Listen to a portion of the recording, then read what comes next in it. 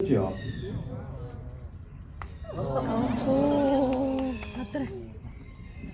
Now what you're witnessing is not something we ever had to train Slammer to do. This behaviour is instinct. She hatched from her own egg with this knowledge already in mind.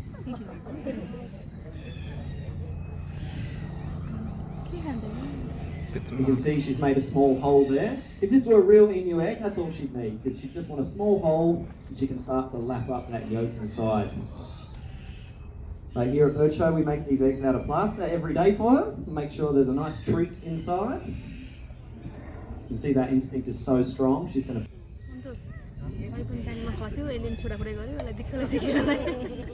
Yeah! Well done.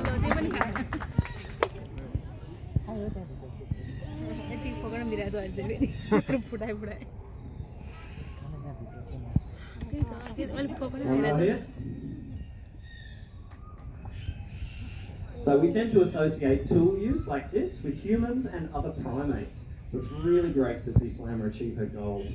And perhaps we have more in